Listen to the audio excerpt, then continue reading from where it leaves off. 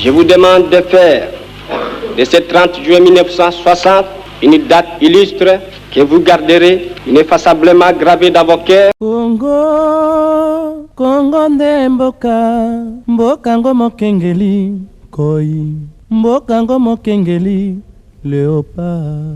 Comprenez mon émotion.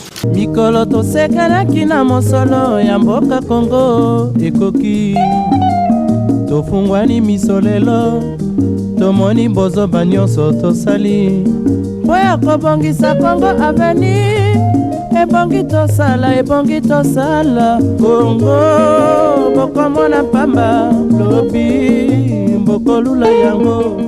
Mbote Kinshasa, Brazzaville, pe mokili mobimba bino nyonso oyo bozwi lisusu occasion malamu ya kolanda Info Plus HD ya mokolo ya lelo ngai je deboula la Colombe na sepeli lisusu kotelema liboso na bino pona kopesa bino basango kasi mingi toza de cœur na bandeko na biso ya Est ya République démocratique du Congo mingi na Goma tobosani bino te kasi tofungola basango na biso awa na ville province ya Kinshasa pona kolobela na mikolo oyo eleki bakino babimaki bongo na nzela batelemaki liboso ya bambasa nyonso pona ko réclamer et que bangonde bazo soutenir guerre au na Est ya République démocratique du Congo na yango vice-premier ministre et ministre des affaires étrangères paix francophonie excellence Christophe Lutundula asala kibongo réunion moko dirigeante na représentante spéciale ya Nations Unies Bintou Keita pe accord diplomatique mususu pona kolendisa bango ba détail na élément oyo. Vice-premier ministre et ministre des Affaires étrangères et francophonie, Excellence Christophe Lutundula, à Salaki réunion moko d'urgence dimanche les après-midi, na présence ya chef ya MONUSCO et représentante spéciale ya secrétaire général ya Nations Unies Madame Bintou Keita, na ba diplomate pe ba chancellerie occidentale, ya ba infrastructure pe ba oyo bazalaki menacé, na manifestation oyo esalemaki na Kinshasa pona bativisme ya M23 oyo baza soutenu na Kigali. Boye que na rencontre oyo Christophe Lutundula a exprimé qui regret ya gouvernement congolais pour na acte ya violence injustifiée oyo esalemaki na manifestation pe alobi que banquette eza en cours pour na ko identifier pe ko sanctionner ba responsable pe a réaffirmé engagement ya gouvernement congolais ya ko assurer sécurité ya accord diplomatique conformément na convention pe asengi na bango bazala na somo te pe ba décourager te pour assurer bango que ba mesure de sécurité ekozwama kasi na oyo etali crise na Est ya République démocratique du Congo pe ba répercussion régionale Christophe Lutundula a souligné nécessité ya diagnostic moko sincère pour na ko traiter ba cause ya profond conflit oyo a rappelé ouverture na République démocratique du Congo ya dialogue pe a évoqué ba initiative ya Nairobi pe feuille de route ya Luanda nyonso wana eza soutenu na Union africaine Nations Unies pe Union européenne na nyonso wana gouvernement congolais est décidé ko renforcer ba dispositif ya sécurité na ba ambassade pe ba installation ya MONUSCO pe a réaffirmé que ba personnel diplomatique pe ya MONUSCO na ba bien na bango et kozala lisusu ciblé te bosimba ke réunion oyo esalemaki juste après réunion moko urgente ya sécurité oyo ezalaki bongo présidé et pa ya vice-premier ministre ya intérieur et sécurité excellence Peter Kazadika Konde na ba responsable ya la police nationale congolaise pe service ya sécurité ya République démocratique du Congo. Tokele bongo la chambre basse ya parlement pona koyebisa bino que plénière moko eza bongo lundi 12 février oyo pona ko valider ba pouvoir ya ba éli ya législatif 2024-2028 ba détail bolanda. Na plénière oyo eutaki kozala na Assemblée nationale boyeba que 26 commissions ezalaki mise en place spéciale pe temporaire liboso ya ko vérifier ba dossier physique ya chaque élu. Ba commission oyo ezalaki disposé maximum 5 jours kobanda lundi 5 février au vendredi 9 février dernier pe commission oyo ba déposé déjà rapport ya mission na bango pe eza déjà distribué et pa ya ba élu nyonso. Pe na plénière oyo et kozala nde question ya mutu na mutu a débattre ba rapport na ye pe ko valider ba conclusion na ba grande plénière pe et kozala synonyme ya validation ya ba pouvoir ya ba élu oyo oyo bakozwa ba titre provisoire ya ba député provisoire en attendant liste définitive oyo ekouta na cour constitutionnelle à l'issue ya ba contentieux électoral. Pe na ngambo ya cour boyeba que babandaki déjà ko siéger sur ba contenu électoral d'après ba source judiciaire ebele pe cour constitutionnelle eza na plus de 15 000 dossiers électoraux à traiter pour nyonso ezala en ordre na parlement. Biso nyonso toyebi ke inondation esalemaki bongo na bamboka ebele na kati ya République démocratique du Congo pe monde entier bamboka ebele inondation ezalaki na yango ministère ya santé publique ya République démocratique du Congo alobeli bongo ba mesures préventives pour na ba sinistre wana bolanda ya.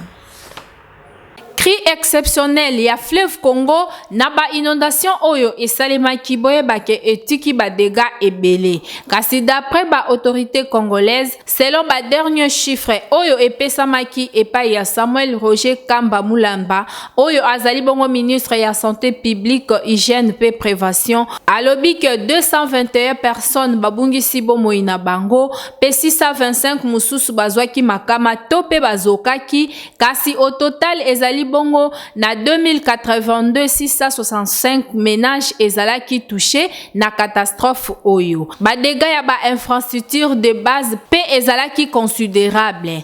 67 519 maisons, 1528 écoles, 267 établissements en santé, 211 marchés, pe 146 routes nde ezalaki endommagées na inondation oyo.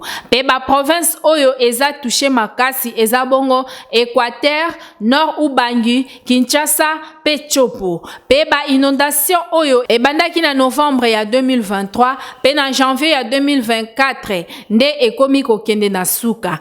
Pe etouché bongo 72 territoires na kati ya 16 provinces ya mboka ya République démocratique du Congo. Kasi na ville province ya Kinshasa, situation eza particulièrement dramatique pe ba quartier ebele eza inondé pona montée ya mai ya fleuve Congo pe ba rivière ya Ndinga lokola quartier Mososo, Ndanu na Limete pe quartier Bichakuchaku na commune ya Barumbu. Pe glissement ya terrain ezalaki bongo signalé na Bukavu, na Kamituga kuna na Sud Kivu, na Kananga na province ya Kasai Central, na Kamonia na province ya Kasai pe na Matadi na province ya Congo Central. Kasi na oyo etali évaluation ya ba risque d'urgence na santé publique et indiqué que 16 provinces ya pays ezo présenter risque moko élevé pour na ba inondation oyo. Nzambe asunga kaka. Info plus HD Centre ezobenga toujours yo mutolingi okoma professionnel ya média yaka kozwa bongo formation ya malonga pour que lobby okoma utile na société. Info plus HD Centre fongoli ba porte na yango pona yo mutu olingi okoma professionnel na média. Yaka kozwa formation ya malonga, formation et kuba. Na Info plus HD Centre, bazo pesa ba formation lokola, ya prise de vie, okoma cameraman tope camera woman moko professionnel, montage vidéo pe ezo pesa ma kitoko. Bongo po na régie télé, na Info plus HD Centre, formation eza ya régie télé numérique. Donc télévision ya kilelo po na pilotage ya drone, wana kutu jemuke na Info plus HD Centre. Côté journalisme, kobanga na yo te po formation na yango ezo pesa ma soin pe okokoma journaliste professionnel ya ko présenter ba journal, ko animer ba émission pe ko sala ba différents services nyonso oyo ezalaka na kati ya journalisme. Kasi na suka ya formation tunanga nini okoleka na jury na défense pe okozwa brevet na yo oyo eza qualifié et ko permettre yo osala musala partout dans le monde. Ya malamu lisusu na Info plus HD Centre eza que ba apprenant ba kendaka ko sala ba pratique na bango libanda ya ville province ya Kinshasa. Donc na ba province mususu pona découvrir les sous makambo ebele. Kasi pona kokoma na Info Plus H2 Centre, eza nango simple. Ezwami juste sur l'avenue Kisangani, numéro 38, na quartier Baoba na commune Yangaba. Référence maison communale Yangaba. Tope obengi bango na ba numéro oyo eza affiché na se ya télévision na yo. Yaka kozwa formation na Info Plus H2 Centre, okozala jamais déçu. Bilengi ya formation ezande na Info Plus H2 Centre. Info Plus H2 Centre ezokomisa bato utile na société. Ba oyo bayaki bongo kozwa formation na Info Plus H2 Centre bapesaki biso confiance bolanda moko na bango oyo ayekolaki bongo pilotage ya drone.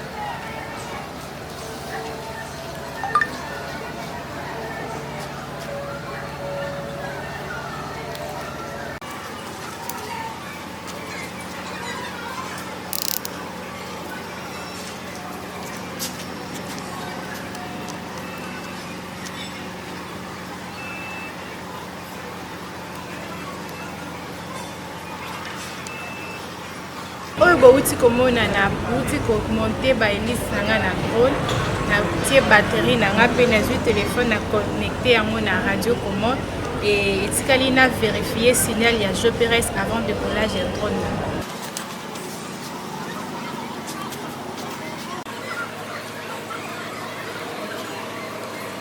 Awa déjà signal ya GPS nanga eza connecté etikali nanga na démarrer drone G Phantom 4.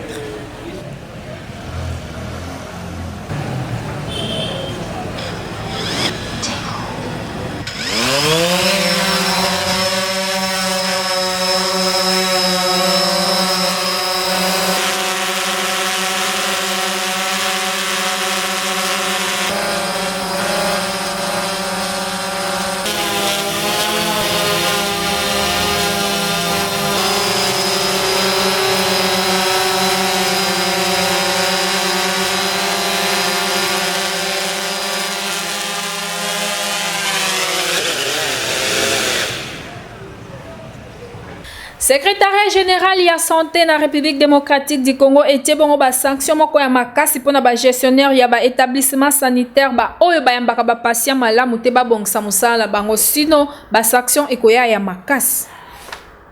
Secrétariat général ya santé ya République démocratique du Congo a annoncé que bako brandir ba sanction administrative oyo ekoki kokende tina retrait ya diplôme pona ba gestionnaire ya ba établissement sanitaire oyo bazo garantir accueil ya malamu te epai ya ba malade to pe ba patient. Décision oyo ezwamaki suite ya incident oyo emonanaki na défaillance ya prise en charge ya ba patient to pe ba malade na ba établissement ya santé ya mboka. Selon ba directive organisationnelle ya secrétariat esengeli na batu oyo basalaka na ba établissement ya santé basengeli ba assurer nanu accueil moko ya bien epai ya ba malade nyonso batala bilongité surtout na ba soins d'urgence. Pe non respect ya ba directive oyo boyeba que sanction ekozala lokola suspension to pe perte ya mandat pona ba membre ya comité de gestion pe suspension wana ekoki kokende tina retrait ya diplôme pe numéro d'ordre professionnel. Bosimba ke annonce oyo epesamaki après suspension ya fonctionnement ya centre hospitalier Akram na commune ya Limete na ville province ya Kinshasa suite ya liwa ya mwasi ya Zemi na bébé na ye pe suspension ya médecin directeur ya hôpital général ya Kinshasa pona négligence na oyo etali prise en charge gratuité ya patiente pe mesure disciplinaire oyo ezwami suite ya décision décision officielle ya chef de l'État Félix Antoine Tshisekedi Tshilombo ya instaurer gratuité ya maternité oyo ebandi nanu na ville province ya Kinshasa avant que ekoma na étendue mobimba ya République démocratique du Congo. Le secrétaire général a souligné l'importance ya garantie ya soins ya qualité oyo eza centré et pas ya patient na cadre ya mise en œuvre ya couverture santé universelle conformément na principes fondamentaux ya constitution ya République démocratique du Congo. Situation oyo etikali na haute surveillance moko ya makasi tango ba autorité sanitaire ya mboka bazoluka ko renforcer ba qualité ya bien pona ba soins epai ya ba congolais nyonso.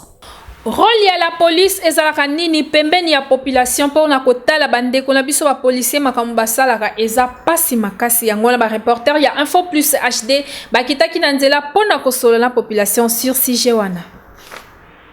Un policier azali agent d'ordre. Ordre na ye ezali pona nini? Pona sécurité ya mboka. En cas où bateau yo bazalaka ba moyibi bateau yo bazo violer komela ba bangi kosala makambo ya mabe oyo pote bateau ba beba policier akozwa mutu wana apesi ye conseil mbala moko ezateke po akanga ye apesa ye conseil ayebisi ke kosala makambo oyo te. C'est la première fois na conseiller yo. Nazo comprendre te ba autorité mboka na biso ou bien ba infiltré ba côté na la police puisque les ana ba infiltré ebele baza non matriculé mais au moins la titeni abenga mikaza policier mais aza muyibi aza kuluna puisque ba kuluna ebele ba côté na la police ngana za net victime puisque na koya na police nazo utamusala ba 21h na kotana bango na nsela ba singa wala kisa carte d'électeur na pesi bango carte d'électeur bazo boya na bozo boya siko bulingini oya ka bakanga ba fienga bazunga mbongo nyonso na ba téléphone mais basenga pièce d'identité na pesi bango pièce d'identité baboyi bakangi ngai bakenanga balalisenga na kasho na lala bayokutenga na tongo biloko na ngai nazaki na ba poche ba mbongo ba téléphone etikale pa na bango. Bon rôle ya policier ezali pona sécuriser population na biloko na ya population pona ngai ba respecta ngote za mawa mingi pona omona ke ba policier mingi baza penza formé te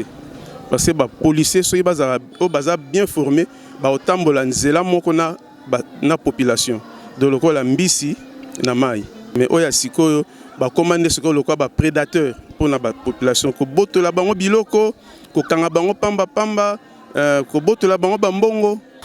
Info Plus HD Centre ezobenga toujours yo mutolingi okoma professionnel ya média yaka kozwa bongo formation ya malonga pour que lobby okoma utile na société.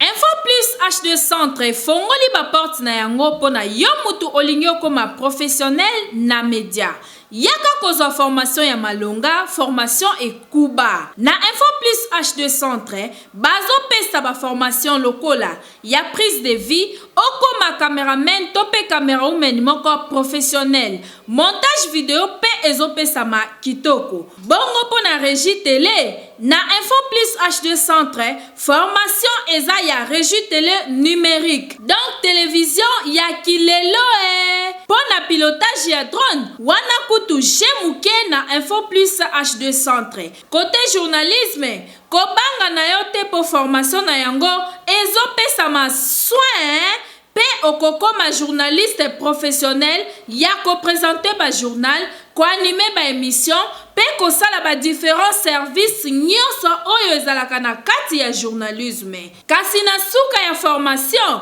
tunanga nini okoleka na jury na défense pe okozwa brevet na yo oyo eza qualifié et ko permettre yo osala musala partout dans le monde. Ya malamu lisusu na Info Plus HD Centre eza que ba apprenant ba kendaka kosala ba pratique na bango libanda ya ville province ya Kinshasa. Donc na ba province mususu pona ko découvrir lisusu makambo ebele. Kasi pona kokoma na Info Plus HD Centre eza nango simple. Ezwami juste sur l'avenue Kisangani numéro 38 na quartier Baoba na commune Yangaba, référence maison communale Yangaba. Topé obengi bango na ba numéro oyo eza affiché na se ya télévision na yo.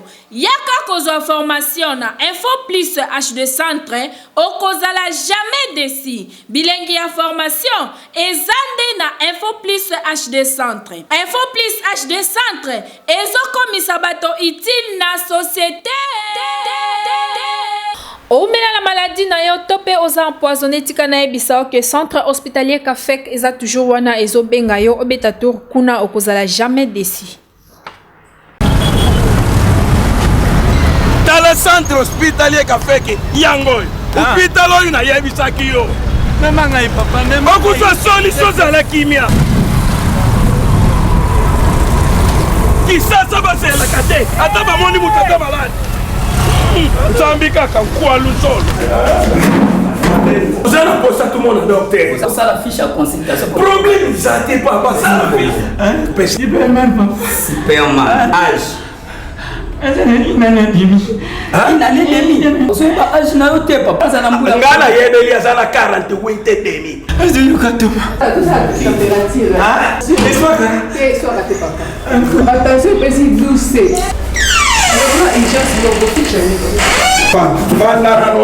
Superman. Papa docteur, bonjour. Bonjour. Papa, il y a un pas moyen. Docteur, ils ont eu comme un collègue, ils ont avertis. Ils ont eu qu'à bien, ils ont qu'à Papa Superman. Docteur. Et si vous avez zala kimia, na yoki ba plainte na yozo pesa awa. Ils ont centre hospitalier Kafek. Tous en machine ou babengaka prophète. Tous en 50 malades dans autres. Nyo sekobima. Ndenge ozotanga o koto yo AVC, koto yo Mukongo pasi, koto yo Zika, nyos ekobima na nzela ya prophète. Omoni sorte ya machine oyo. Docteur Kafek na kotambola ba formation ndenge na ndenge na ba France, ba États-Unis, na bisika ba mboka ndenge na ndenge. Nde akendaki ko découvrir machine oyo tozo benga lelo prophète ayeba kamakambo ezoya soko kozwa maladie eboya après machine oyo ko détecter soki maladie oyo eumbeli akoyebisa esali mbula boni mbula tel eza bato ebele oyo awa baya na centre hospitalier Kafek bakutana na ba spécialiste pour awa ezala mindele baya ko traiter awa tellement que machine wana mundele achie mayele na ye nyonso na kati na yango azoyeba azo détecter ba malade nyonso sans monter sa plainte otata nzambe pe machine oyo et ça la coopération sans cicatrice mutazalaki na hernie oye na centre hospitalier Kafek na hernie na yo et ça li opération ezala o myome oyo basi bazo nyokoma mususu bazo vanda na yango kambule belé bazo botati na centre hospitalier Kafek oye bakosala l'opération sans cicatrice telema sikoyo okota na machine ozotala sikoyo kuna na écran nde ozobuna kuna nde ozodetecte ezoluka bamaladi nzoto mobimba ndenge oleki na consultation na machine oyo prophète déjà solution na yo osozwi yango lobiko na yo ezwami déjà ezala mutaza na AVC ezala mutaza na poison surtout poison ato tika na 2 minutes ya liwa yaka na centre hospitalier Kafek okozwa lobiko na yo awa machine eza ebele surtout machine oyo to bengi prophète papa yango de suka nazemi mubimba umoni meme ndreko na yo musuta zana kuna na prophète soki ya nini benga ya utinda ye na centre hospitalier Kafek iza na veni Ngindu numéro 5 quartier Yolo et Zo kaka na rond-point. Les fous du français Alibongo album Oyo Bandeko les français par la musique batina marché pour améliorer langue française na minoko ya bana biso kasibola na nzembo la ba moko ya kitoko Oyo Info Plus HD et proposé bino.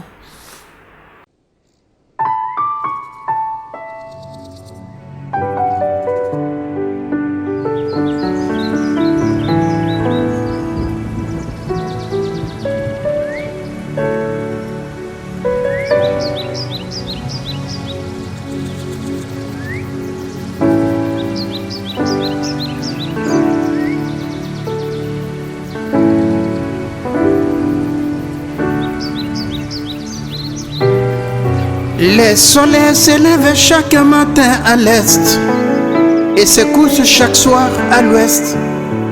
Si je mets mon bras droit vers l'est et mon bras gauche vers l'ouest, je regarde le nord et le sud derrière moi. Les 4 points cardinaux sont le nord et le sud, l'est et l'ouest. Le nord et le sud, l'est et l'ouest. Congo, mon beau pays, tu es borné au nord par la République centrafricaine et le Soudan, à l'ouest par l'océan Atlantique et le Congo-Brazza. Ouganda, Rwanda, Burundi, Tanzanie et Zambie sont tes voisins de l'Est. Au sud, tu es borné par l'Angola et la Zambie. Congo, mon beau pays, tu es au cœur de l'Afrique. Avec ta position géographique, tu as une vocation africaine à assumer et à garder des rapports de bon voisinage au cœur de l'Afrique.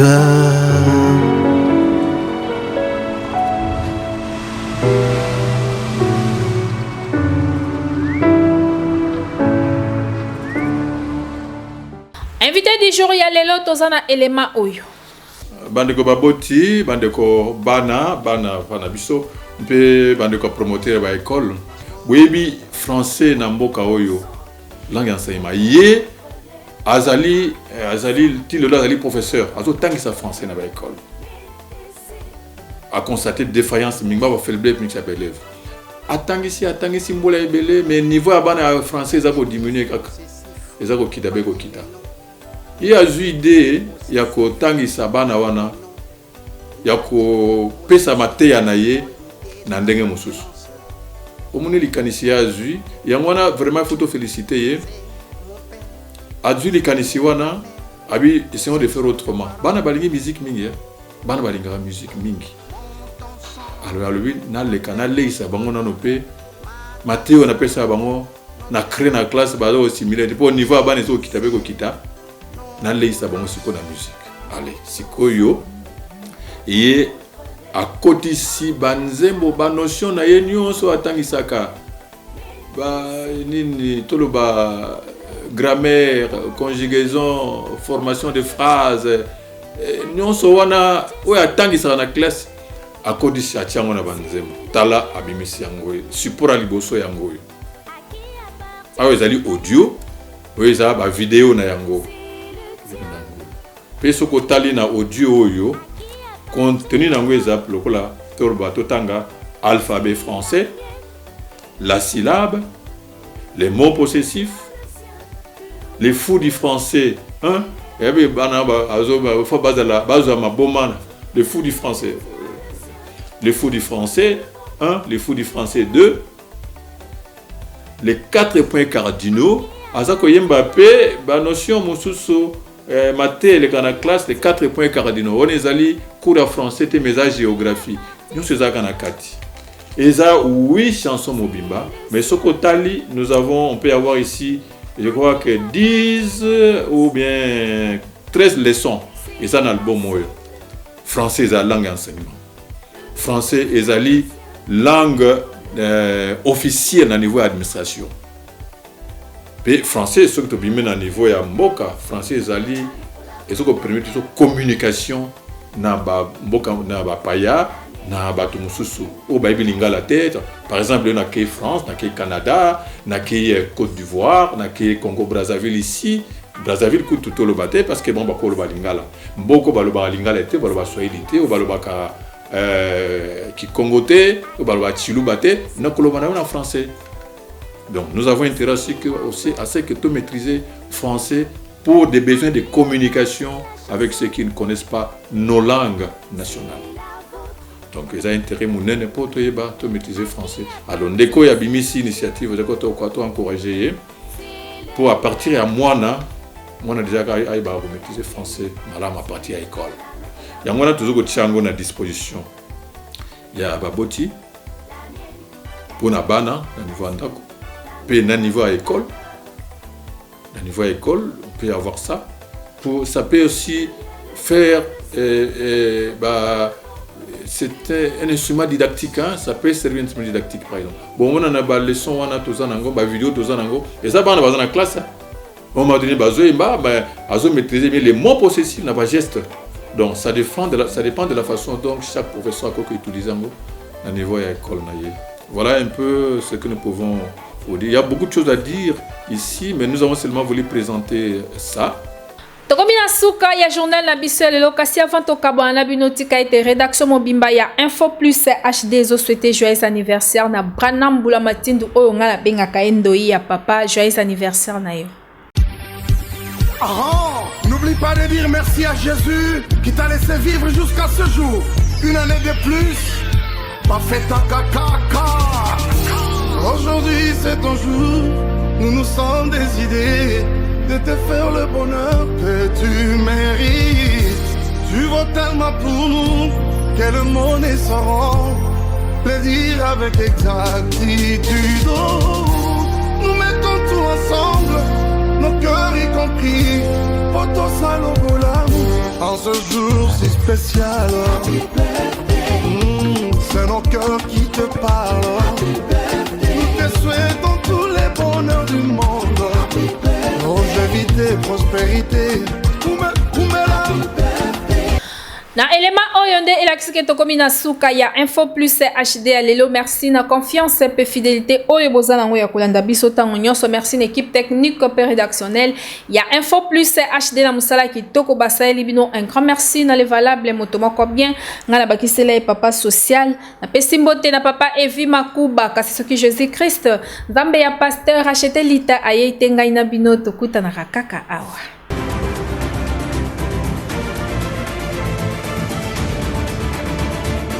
mikolo tosekanaki na mosolo ya mboka Kongo ekoki tofungwani misolelo tomoni bozoba nyonso tosali po ya kobongisa Kongo aveni ebongi tosala Kongo bokomona pamba lobi bokolula yango.